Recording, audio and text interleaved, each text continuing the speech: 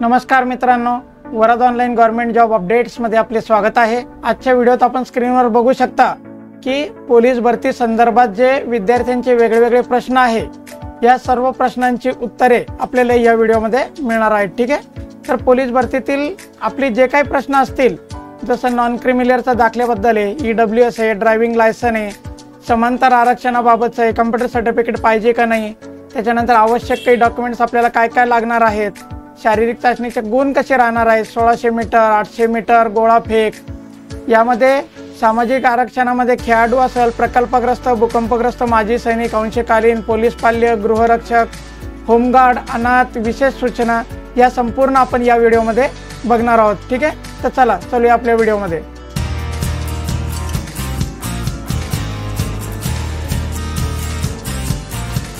तर मित्रांनो, ही जी पोलीस भरती आहे 2024 ची, यामध्ये पोलीस शिपाई चालक, सशस्त्र पोलीस शिपाई यांची भरती होणार आहे।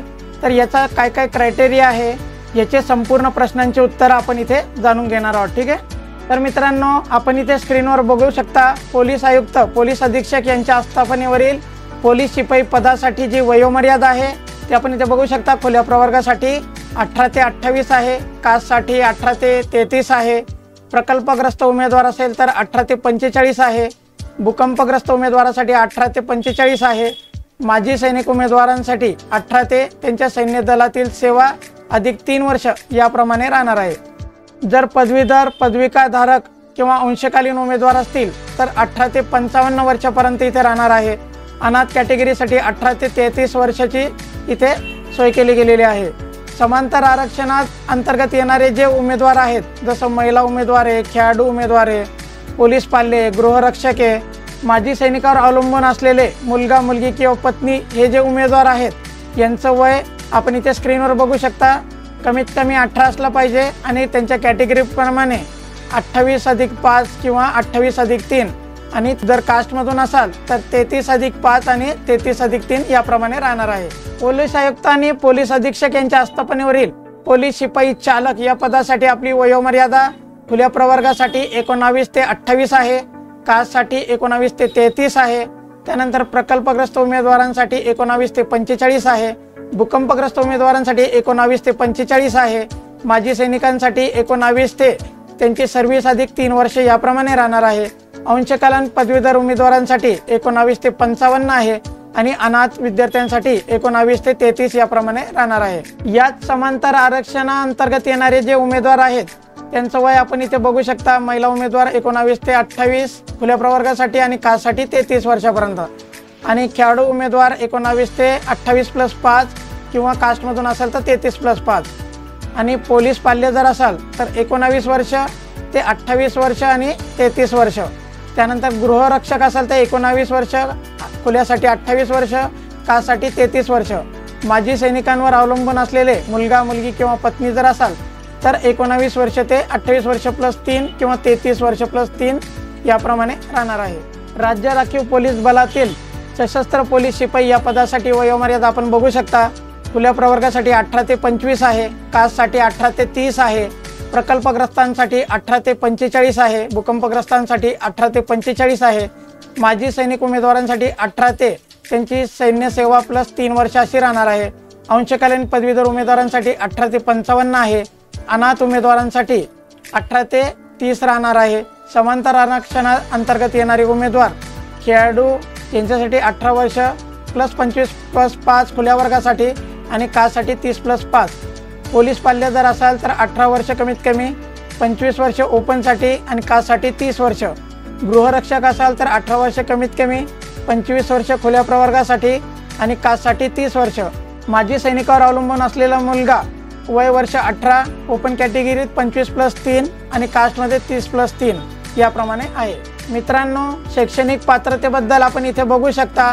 शैक्षणिक पात्रता जे आहे कमीत कमी आपली 12वी उत्तीर्ण होणे इथे आवश्यक आहे। जर आपण माजी सैनिक असाल तर आपलं 15 वर्षे सैनिकी सेवा पूर्ण असणाऱ्यांच्या बाबतीत नागरी परीक्षा इयत्ता 10वी उत्तीर्ण किंवा IASC म्हणजे Indian army special certificate of education प्रमाणपत्र व 15 वर्षे सैनिकी सेवा पूर्ण नसलेल्यांच्या बाबतीत इयत्ता 12वी परीक्षा उत्तीर्ण असल्याचे प्रमाणपत्र असणे आवश्यक आहे। शारीरिक पात्रतेमध्ये आपण बघू शकता पोलीस आयुक्त, पोलीस अधीक्षक यांच्या आस्थापनेवरील पोलीस शिपाई पदासाठी उंची जी आहे महिला उमेदवारांसाठी 155 सेंटीमीटर आहे, पुरुष उमेदवारांसाठी 165 सेंटीमीटर आहे। छातीच्या बाबतीत पुरुष उमेदवारांसाठी न फुगवता 79 आणि 5 सेंटीमीटर आपल्याला ती फुगवता आली पाहिजे। खेळाडू उमेदवारांसाठी आवश्यक पात्रतेच्या अटी आणि शर्ती पूर्ण करणाऱ्या पुरुष व महिला उमेदवारांना किमान उंचीच्या अटीमध्ये 2.5 सेंटीमीटर इतकी सूट देय राहणार आहे।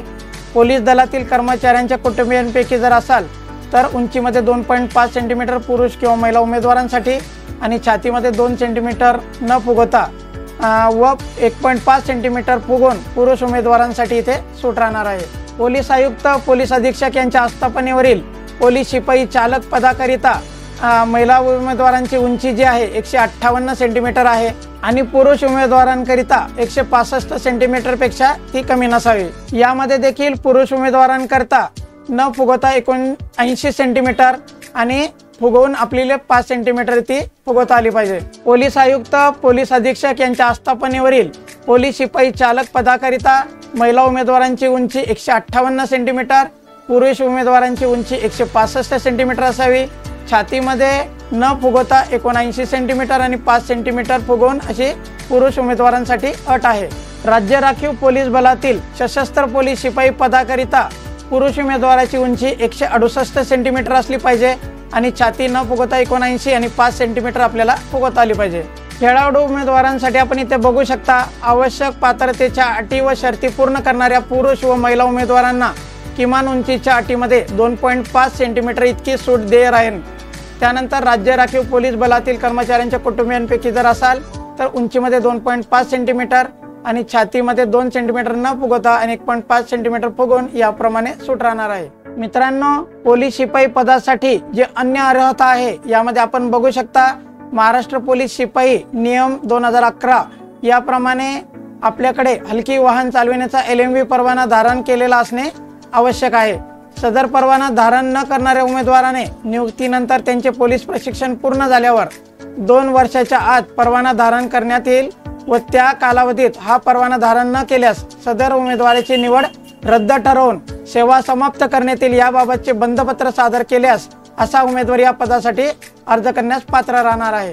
संगणक प्रमाणपत्राबद्दल बऱ्याच जणांचे प्रश्न असतात की आमच्याकडे संगणकचं प्रमाणपत्र आवश्यक आहे का? आपण इथे बघू शकता महाराष्ट्र पोलीस शिपाई सेवा प्रवेश नियम 2011 मधील नियम 12 नंतर नव्याने नियम 13 याप्रमाणे संगणक हाताळणीबाबतचे प्रमाणपत्र धारण करणे आवश्यक आहे। अजून एक महत्त्वाची बाब, मराठी व हिंदी भाषेचे ज्ञान आवश्यक हे आहे का असा प्रश्न असतो। तो माध्यमिक शालांत परीक्षेत मराठी किंवा हिंदी विषयाचा समावेश नसल्यास निवड झालेल्या उमेदवारांना एकतर म्हणजे मंडळाची मराठी किंवा हिंदी भाषा परीक्षा उत्तीर्ण करणे आवश्यक राहणार आहे। पोलीस शिपाई चालक या पदाकरता बऱ्याच वेळेस प्रश्न असतो की माझ्याकडे लायसन कोणता असलं पाहिजे, तर त्याचं उत्तर आपण इथे बघू शकता। उमेदवाराने पोलीस शिपाई चालक पदासाठी अर्ज सादर करतेवेळी सक्षम प्राधिकारी यांनी अदा केलेले हलके वाहन मोटर म्हणजे LMVTR चालविण्याचा वैध परवाना धारण करणे आवश्यक राहणार आहे। सर्वोच्च न्यायालय नवी दिल्ली यांनी दिलेल्या न्याय निवाड्यानुसार हलके वाहन चालविण्याचा म्हणजे LMV किंवा हलके वाहन चालविण्याचा परवाना LMVTR यापैकी कोणताही एक वैध परवाना करीत असलेल्या उमेदवारांना पोलीस शिपाई चालक पदासाठी आवेदन अर्ज सादर करू शकतात। महाराष्ट्र पोलीस भरतीच्या दरम्यान आपल्याला आवश्यक कोणते कोणते कागदपत्र लागणार आहे ते आपण इथे बघूया। त्यामध्ये शाळा सोडल्याचा दाखला किंवा 10वीचे प्रमाणपत्र आपल्याला लागणार आहे, आपला आधार कार्ड, पॅन कार्ड लागणार आहे, जन्माचा दाखला, वयासंबंधीचं प्रमाणपत्र आपल्याकडे असलं पाहिजे, आवश्यकतेनुसार नॉन क्रिमिनल प्रमाणपत्र आपल्याकडे असलं पाहिजे। बरेच जणांचा हा प्रश्न राहतो की नॉन क्रिमिनल कधी असलं पाहिजे, ते याचं उत्तर आपण पुढे बघणार आहोत। त्यानंतर शैक्षणिक प्रमाणपत्रे, अधिवास प्रमाणपत्र, कास्टमधील प्रवर्गातील प्रमाणपत्र, चालक पदासाठी ड्रायव्हिंग संबंधीची जे काही परवाना आहे तो आपण आता बघितला। त्यानंतर खेळाडू असल्याबाबतचं आपल्याकडचं पडताळणी समितीकडून पडताळा केल्याचं प्रमाणपत्र, आवश्यक असल्यास गरजेनुसार खालीलप्रमाणे प्रमाणपत्र जर आपल्याकडे असतील तर आपण त्याचा जरूर फायदा घ्यावा। त्यामध्ये प्रकल्पग्रस्त, भूकंपग्रस्त, होमगार्ड, माजी सैनिक, पोलीस पाल्य, अंशकालीन, अनाथ, गृहरक्षक दल, NCCचं प्रमाणपत्र किंवा अन्य कोणते प्रमाणपत्र असतील तर आपण याचा फायदा इथे निश्चित घेऊ शकता। आता आपण नवीन विद्यार्थी जे असतात किंवा जुने असतात, या विद्यार्थ्यांना शारीरिक चाचणी कशी राहील, त्याला गुण काय राहतील हे माहीत नसतं। आपण इथे बघा की शारीरिक चाचणीमध्ये पोलीस शिपाई पदाकरिता 1600 मीटर धावणे जे आहे त्याला 20 गुण आहे, 100 मीटर धावण्यासाठी 15 गुण आहे, गोळाफेकसाठी 15 गुण आहे, असे एकूण 50 गुण राहणार आहेत। आणि महिला उमेदवारांसाठी 800 मीटर धावण्यासाठी 20 गुण आहे, 100 मीटर धावण्यासाठी 15 गुण आहे आणि गोळाफेकसाठी 15, असे टोटली 50 गुण राहणार आहे। त्याचप्रमाणे पोलीस शिपाई चालक या पदाकरिता पुरुष उमेदवार जे आहे 1600 मीटर धावणे 30 गुण राहणार आहे, गोळाफेकसाठी 20 गुण राहणार आहे, असे एकूण 50 गुण राहणार आहे। त्यामध्ये महिला उमेदवारांसाठी 800 मीटर धावण्यासाठी 30 गुण, गोळाफेकसाठी 20 गुण, असे 50 गुण राहणार आहेत। जर आपण सशस्त्र पोलीस शिपाई पदाकरिता अर्ज करत असाल तर पुरुष उमेदवारांसाठी 5 मीटर धावणे 50 गुण राहणार आहे, 100 मीटर धावणे 25 गुण राहणार आहे, गोळाफेकसाठी 25 गुण आणि एकूण 100 गुण असे राहणार आहे। पोलीस शिपाई पदाकरिता कौशल्य चाचणी जी असते यामध्ये शारीरिक चाचणी झाल्यानंतर शारीरिक चाचणीत किमान 50% गुण मिळवून लेखी चाचणीसाठी पात्र ठरलेल्या उमेदवारांना वाहन चालविण्याच्या कौशल्य चाचणी खालीलप्रमाणे द्यावं लागतात। ठीक आहे, यामध्ये हलके मोटर वाहन चालविण्याची जी चाचणी आहे त्याला 25 गुण राहणार आहे आणि जीप प्रकारातील वाहन चालविण्यासाठी 25 गुण राहणार आहे। मित्रांनो, यामध्ये जी लेखी चाचणी आहे पोलीस शिपाई पदाकरिता शारीरिक चाचणीमध्ये किमान 50% गुण मिळणारे उमेदवार संबंधित प्रवर्गामधील जाहिरात दिलेल्या रिक्त पदांच्या एकाच 10 प्रमाणात 100 गुणांच्या लेखी चाचणीसाठी उपस्थित राहण्याकरिता बोलविण्यासाठी पात्र राहणार आहे। उमेदवारांना लेखी परीक्षेमध्ये किमान 40% गुण मिळवणे अनिवार्य आहे। लेखी परीक्षेमध्ये 40% पेक्षा कमी गुण असलेले उमेदवार इथे अपात्र ठरणार आहेत। लेखी चाचणीसाठीचा जो कालावधी आहे हा 90 मिनिटांचा इथे राहणार आहे आणि लेखी चाचणी मराठी भाषेत घेण्यात येणार आहे। मित्रांनो, सर्वांचा हा प्रश्न असतो की लेखी चाचणी एका दिवशी राहील का नाही राहील, तर इथे प्रश्नाचं उत्तर बघा। पोलीस आयुक्त मुंबई शहर यांच्या घटकावरील भरती प्रक्रिया वगळता सर्व पोलीस घटकांच्या भरती प्रक्रियेतील लेखी परीक्षा ही एकाच दिवशी आयोजित करण्यात येईल। त्यासाठी अर्जदाराने ऑनलाईन आवेदन अर्ज भरतेवेळी सदरची बाब विचारात घेऊनच आपला अर्ज करणार आहे। लेखी परीक्षेमध्ये खालील विषयांचा समावेश आपल्याला इथे राहणार आहे। यामध्ये अंकगणित आहे, सामान्य ज्ञान आणि चालू घडामोडी आहे, बुद्धिमत्ता चाचणी आहे आणि मराठी व्याकरण आपल्याला इथे अभ्यास करावा लागणार आहे। लवकरच लेखी चाचणीसाठी तयारी कशी करायची आणि कोणते पुस्तक आपण रेफर केले पाहिजे यावरचा व्हिडिओ मी आपल्याला प्रेझेंट करणार आहे। पोलीस शिपाई चालक पदाकरिता शारीरिक चाचणीमध्ये किमान 50% गुण मिळणारे उमेदवार एकाच 10 प्रमाणात 100 गुणांच्या लेखी चाचणीसाठी उपस्थित राहण्याकरिता बोलविण्यास पात्र असतील। लेखी चाचणीसाठी पात्र ठरलेल्या उमेदवारांना वाहन चालविण्याची कौशल्य चाचणी, ज्यामध्ये हलके मोटर चालविण्याची चाचणी 25 गुणांची किंवा जीप प्रकार वाहन चालविण्याची चाचणी 25 गुणांची याप्रमाणे द्यावं लागणार आहे। आपण इथे बघू शकता या लेखी चाचणीमध्ये खालील विषयांचा समावेश इथे राहणार आहे, ज्यामध्ये अंकगणित आहे, सामान्य ज्ञान व चालू घडामोडी आहे, बुद्धिमत्ता चाचणी आहे, मराठी व्याकरण आहे आणि याप्रमाणे आपल्याला मोटर वाहन चालविण्याने वाहतुकीबाबतचे जे नियम आहेत त्याबद्दल आपल्याला इथे प्रश्न विचारले जातील। जर आपण सशस्त्र पोलीस शिपाई पदाकरिता जर अर्ज केलेला असेल तर शारीरिक चाचणीमध्ये किमान 50% गुण मिळणारे उमेदवार संबंधित प्रवर्गातील जाहिरात दिलेल्या रिक्त पदांच्या एकाच 10 या प्रमाणात 100 गुणांच्या लेखी चाचणीसाठी उपस्थित राहण्याकरिता बोलविण्यास पात्र असतील। उमेदवारांना लेखी परीक्षेमध्ये किमान 40% गुण मिळणे अनिवार्य आहे।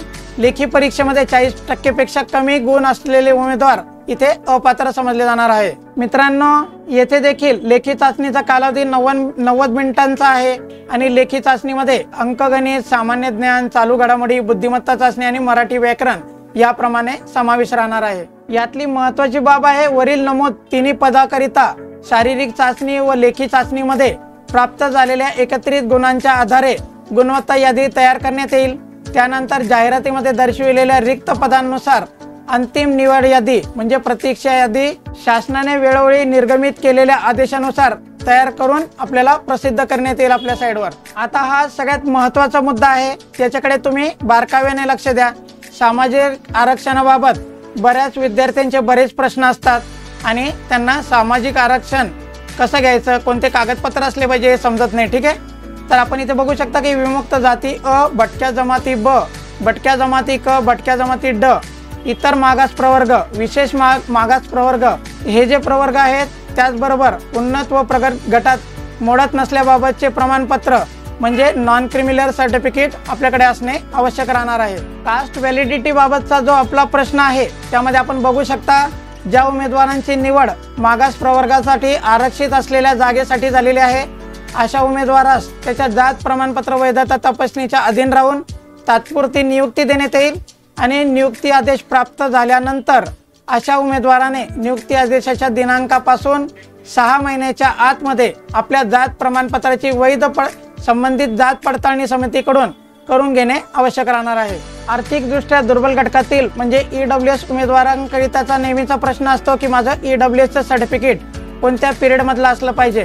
तर शक्यतो आपलं जे आहे भरती जी राहते त्या आर्थिक वर्षामधलं उत्पन्नाचं सर्टिफिकेट आपल्याकडे इथे राहणं आवश्यक आहे। आरक्षणासंबंधीचा महिलांच्या बाबतीतला नेहमीचा प्रश्न असतो की महिला आरक्षण मला मिळेल का आणि ते कसं मिळेल आणि त्याच्यासाठी मला काय करावं लागेल। आपण इथे बघू शकता की महिला उमेदवार ही महाराष्ट्र राज्याची रहिवासी असणे आवश्यक आहे। महिलांकरिता 30% समांतर आरक्षण ठेवण्यात आलेलं आहे। तथापि एखाद्या प्रवर्गात ज्या प्रमाणात महिला उमेदवार उपलब्ध न झाल्यास सदरची पदे त्या प्रवर्गाच्या पुरुष उमेदवारांमधून भरण्यात येणार आहे। महिला आरक्षणाचा लाभ घेणाऱ्या महिला उमेदवारांनी आवेदन अर्जातील संबंधित रकान्यात महिला आरक्षणाचा लाभ घेत असल्याबाबत स्पष्टपणे दावा करणे आवश्यक आहे। खुला महिला आणि मागास प्रवर्गातील म्हणजे SC ST प्रवर्गातील उमेदवार वगळून महिला उमेदवारांनी महिलांसाठीच्या राखीव पदाकरिता अर्ज करताना उन्नत व प्रगत गटात मोडत नसल्याबाबतचे सक्षम प्राधिकाऱ्याने दिलेले लगतच्या आर्थिक वर्षाचे नॉन क्रिमिनल प्रमाणपत्र प्राप्त करणे आवश्यक राहणार आहे। सदरचे प्रमाणपत्र कागदपत्र पडताळणीच्या वेळी आपल्याला सादर करावं लागणार आहे। यानंतर खेळाडू प्रवर्गातील जे उमेदवार असतील, राज्यातील प्रावीण्य प्राप्त खेळाडूंना शासकीय, निमशासकीय व इतर क्षेत्रातील नोकरीसाठी आरक्षण संदर्भात जो GR आहे त्याप्रमाणे क्रीडा अर्हतेनुसार संबंधित पदाच्या भरतीसाठी जाहिरात आल्यास अर्ज करताना खेळाडूने उपसंचालक क्रीडा व युवक सेवा यांच्याकडे प्रमाणपत्र पडताळणी करून मिळण्याबाबत केलेल्या अर्जाची पोचपावती अथवा यापूर्वी खेळाडूस उपसंचालक क्रीडा व युवक सेवा यांच्याकडून प्राप्त झालेल्या पडताळणी अहवाल जोडणे इथे आवश्यक राहणार आहे। अर्जासोबत उपयुक्त तपशील सादर न करणाऱ्या उमेदवारांना खेळाडू संवर्गातून विचार केला जाणार नाही। खेळाडूंची गुणवत्ता व पात्रता विचारात घेऊन सदर पदासाठी सेवा प्रवेश नियम विहित असलेल्या वयोमर्यादेत 5 वर्षापर्यंत वयाची अट शिथिल करण्यात आलेली आहे। मित्रांनो, जर आपण प्रकल्पग्रस्त, भूकंपग्रस्त या कॅटेगरीतून जर आपण अर्ज करू इच्छित असाल तर लाभ घेऊ इच्छिणाऱ्या उमेदवारांनी त्या बाबतीत जिल्हाधिकारी किंवा जिल्हा पुनर्वसन अधिकारी यांनी दिलेले प्रमाणपत्र तसेच उक्त प्रमाणपत्रावर उमेदवाराचे संपूर्ण नाव असणे आवश्यक आहे। सक्षम प्राधिकाऱ्याने निर्मित केलेले प्रमाणपत्र कागदपत्र पडताळणीच्या वेळी आपल्याला इथे सादर करावं लागणार आहे। माजी सैनिक उमेदवारांच्या बाबतीत आपण इथे बघू शकता, माजी सैनिकांसाठी 15% आरक्षण इथे ठेवण्यात आलेलं आहे। युद्ध काळात किंवा युद्धात नसलेल्या सैनिकी सेवेत जो मृत पावलेले किंवा अपंग अथवा येऊन नोकरीसाठी अयोग्य ठरलेल्या माजी सैनिकांच्या कुटुंबियास एका व्यक्तीस शासन निर्णयाप्रमाणे तरतुदीनुसार शासकीय सेवेत भरतीकरिता इथे प्राधान्य देण्यात येणार आहे। जर आपण अंशकालीन कर्मचारी आहात आणि आपण त्याच्यासाठी पोलीस भरतीमध्ये याचा फायदा घेऊ इच्छित असाल तर शासकीय कार्यालयामध्ये 3 वर्षापर्यंत दरमहा मानधनावर काम केलेल्या व रोजगार मार्गदर्शन केंद्रामध्ये या अनुभवाची नोंद केलेल्या पदवीधर किंवा पदविकाधारक अंशकालीन उमेदवारांना गट क पदामधील सरळ सेवेच्या करावेच्या नियुक्तीसाठी 10% समांतर आरक्षण इथे ठेवण्यात आलेलं आहे। तर यामध्ये 5% आरक्षण अंशकालीनसाठी राहणार आहे आणि 5% आरक्षण पोलीस पाल्यांसाठी राहणार आहे। जर आपण गृहरक्षक किंवा होमगार्ड आरक्षण घेऊ इच्छित असाल तर पोलीस शिपाई चालक, सशस्त्र पोलीस शिपाई पदावर नियुक्ती करताना एकूण पदांच्या 5% ही होमगार्डमध्ये जाहिरातीच्या दिनांकास गृहरक्षक दलात कमीत कमी 3 वर्षे म्हणजे 1095 दिवस एकत्रित सेवा झालेल्या व सेवा प्रवेश नियमानुसार आवश्यक शैक्षणिक व शारीरिक पात्रता पूर्ण करणाऱ्या विहित वयोमर्यादेतील उमेदवारांसाठी समांतर आरक्षण राखीव राहणार आहे। अनाथ विद्यार्थ्यांच्या बाबतीत आपण इथे बघू शकता, अनाथ मुलांसाठी असलेल्या राखीव पदासाठी अर्ज करताना उमेदवाराकडे महिला व बाल विकास विभागाकडून देण्यात येणारे अनाथ प्रमाणपत्र उमेदवारांनी कागदपत्र पडताळणीच्या वेळेस सादर करणे आवश्यक राहणार आहे। मित्रांनो, जर आपण शासकीय किंवा निमशासकीय कर्मचारी असाल तर यांना वयोमर्यादेत कोणत्याच प्रकारची इथे सूट दिलेली नाहीये। सदरील पद भरतीकरिता घेण्यात येणाऱ्या परीक्षेमध्ये अर्ज करायचा असल्यास तो त्यांचे कार्यालय प्रमुखाच्या परवानगीने विहित मार्गाने विहित मुदतीत भरणे आवश्यक राहणार आहे। या परवानगीची प्रत कागदपत्र छाननीच्या वेळी आपल्याला सादर करावी लागणार आहे। समान गुण आणि आत्महत्याग्रस्त शेतकऱ्यांचे पाल्य या संदर्भातल्या शासन निर्णय तरतुदीनुसार लेखी परीक्षेमध्ये समान गुण मिळालेल्या उमेदवारांचा गुणवत्ता यादी समावेश करताना त्यामध्ये आत्महत्याग्रस्त शेतकऱ्यांच्या पाल्याचा प्रथम प्राधान्य क्रमांक देण्याचा शासनाच्या धोरणानुसार अशा उमेदवाराकडे अर्ज करतेवेळी संबंधित जिल्हास्तरीय समितीचे त्याच कुटुंबातील मृत्यू शेतकऱ्याचा पाल्य म्हणून पात्र ठरविल्याबाबतचा पुरावा साक्षांकित प्रतीसह कागदपत्र छाननीच्या वेळी आपल्याला सादर करणे आवश्यक राहणार आहे। इतर अटींमधल्या काही महत्त्वाच्या अटी आपण इथे बघणार आहोत, ज्यामध्ये बऱ्याच लोकांचे बरेच प्रश्न असतात, त्यांचे उत्तर याच्यात आपल्याला मिळून जातील। ठीक आहे। पोलीस शिपाई, पोलीस चालक, सशस्त्र पोलीस शिपाई या पदासाठी निवड झालेल्या उमेदवारांची नियुक्तीपूर्वी वैद्यकीय तपासणी व चारित्र्य पडताळणी करण्यात येईल। सदर दोन्ही चाचण्यांमध्ये पात्र ठरलेल्या उमेदवारास पोलीस शिपाई, पोलीस चालक किंवा सशस्त्र पोलीस शिपाई या पदावर नियुक्ती देण्यात येईल। डोमिसाईल प्रमाणपत्राच्या बाबतीत बराच गैरसमज आहे। बऱ्याच कास्टमध्ये असं वाटतं की मला आदिवास प्रमाणपत्राची किंवा डोमिसाईल सर्टिफिकेटची आवश्यकता नाहीये, पण तसं काही नाही मित्रांनो। यामध्ये आदिवास प्रमाणपत्र हे जे असतं ते महाराष्ट्र शासनाचं आपलं रहिवासी प्रमाणपत्र आहे। त्यामुळे उमेदवाराकडे महाराष्ट्र राज्याचे आदिवास प्रमाणपत्र म्हणजे डोमिसाईल प्रमाणपत्र असणे आवश्यकच आहे। यामध्ये महाराष्ट्र कर्नाटक सीमा भागातील 865 गावातील 15 वर्षाचे वास्तव असल्याबाबतचा त्यांच्या वास्तव्याचा सक्षम प्राधिकाऱ्याने दिलेला पुरावा आपल्याला पडताळणीच्या वेळेस सादर करावा लागणार आहे। मित्रांनो, काही विशेष सूचना आहे आपल्यासाठी, तर आपण याच्याकडे बारकाव्याने लक्ष द्या, जेणेकरून आपल्या बऱ्याच प्रश्नांचं उत्तर आपल्याला इथे मिळून जाईल। ठीक आहे। ऑनलाईन अर्जामध्ये भरलेली माहिती आणि कागदपत्र तपासणीच्या वेळी सादर केलेली कागदपत्रे यातील माहिती यामध्ये तफावत आढळल्यास उमेदवाराची निवड भरती प्रक्रियेच्या कोणत्याही टप्प्यावर रद्द होऊ शकते। त्यामुळे अर्जामध्ये आपली व्यवस्थित माहिती आपल्या कागदपत्राप्रमाणेच भरा। लेखी परीक्षेदरम्यान परीक्षा कक्षात किंवा परीक्षा केंद्राच्या परिसरात मोबाईल फोन अथवा इतर कोणत्याही प्रकारची इलेक्ट्रॉनिक साधने वापरण्यास सक्त मनाई राहणार आहे। मित्रांनो, कागदपत्र पडताळणीच्या वेळी प्रमाणपत्रांमध्ये त्रुटी काही आढळली किंवा माहिती खोटी आढळल्यास अथवा एखादे प्रमाणपत्र सादर न केल्यास उमेदवाराला त्याच वेळी पुढील प्रक्रियेसाठी अपात्र ठरवले जाणार आहे। आपल्यासाठी महत्त्वाची सूचना आहे, ऑनलाईन आवेदन अर्ज भरताना वैध कालावधीची प्रमाणपत्रे उमेदवाराकडे असणे आवश्यक आहे।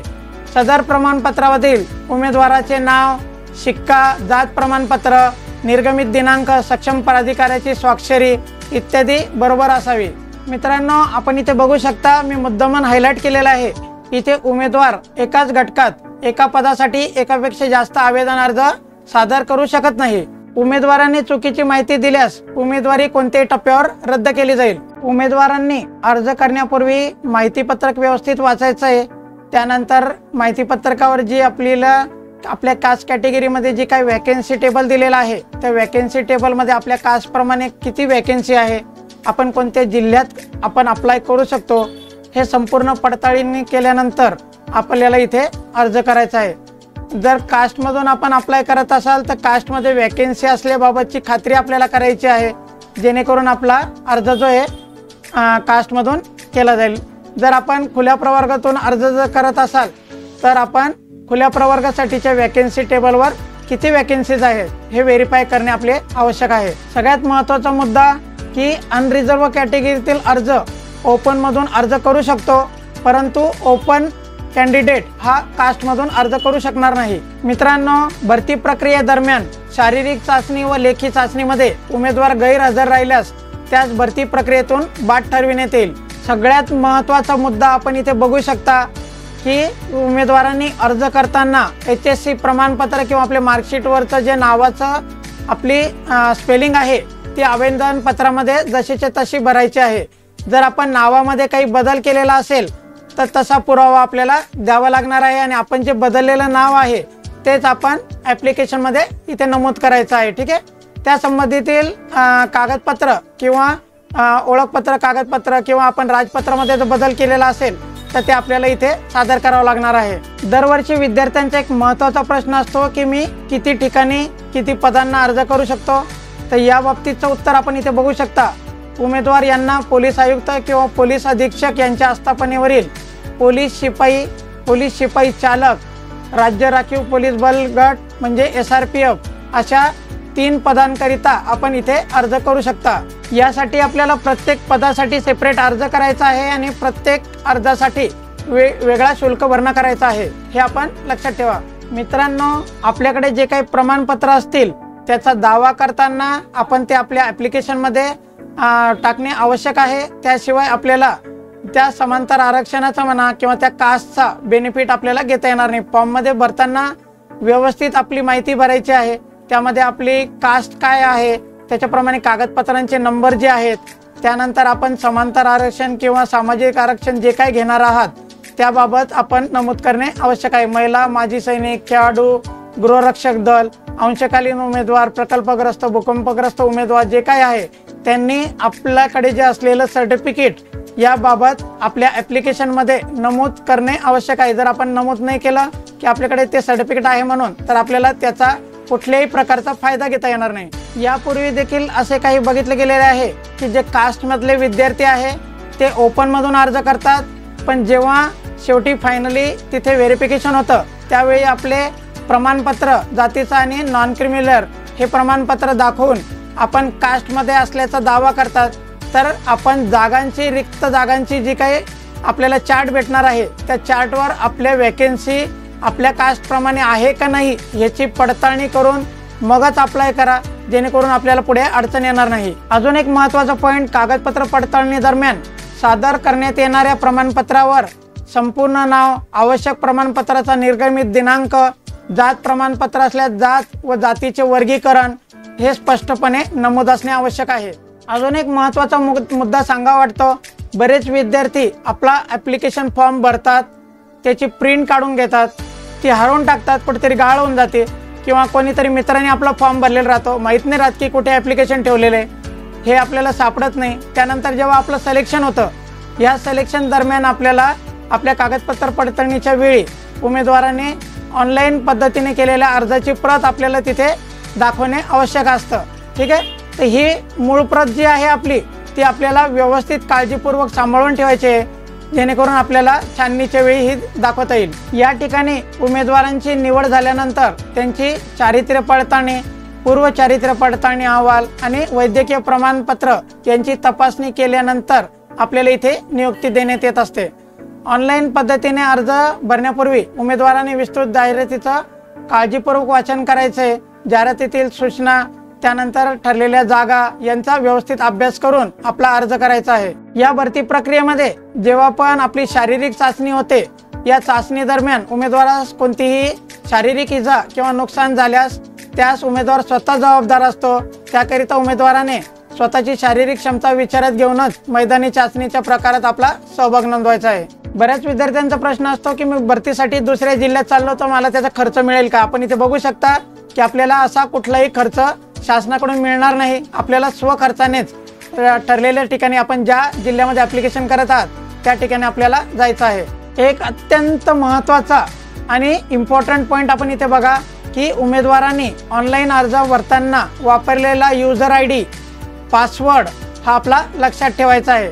अर्जामध्ये दिलेला मोबाईल नंबर आणि आपला ईमेल ID आपण कृपया बदलायचा नाही, कारण की जेव्हा आपलं हॉल तिकीट येतं त्यावेळेस या गोष्टींची आपल्याला आवश्यकता असते। आपल्याकडे जी कागदपत्र असतात ती कागदपत्र आपण कोणत्या तारखेपर्यंत आपली असली पाहिजे, आपल्याकडे जे नॉन क्रिमिनल आहे किंवा EWS आहे किंवा आपल्याला ड्रायव्हिंग पदासाठी अप्लाय करायचं आहे, आपलं ड्रायव्हिंग लायसन आहे, हे आपण कधीपर्यंत आपल्याकडे असलं पाहिजे। आपण बघा की आवश्यक प्रमाणपत्रे, कागदपत्रे आवेदन अर्ज भरण्याच्या अंतिम दिनांकापर्यंत किंवा त्यापूर्वीच्या दिनांकाची असावीत असं क्लिअर कट इथे मेन्शन केलेलं आहे, ठीक आहे। सदरचे मूळ प्रमाणपत्रे किंवा कागदपत्रे जे असतात हे कागदपत्र पडताळणीच्या दिनांकाच्या वेळी आपल्याला सादर करणं आवश्यक असतं।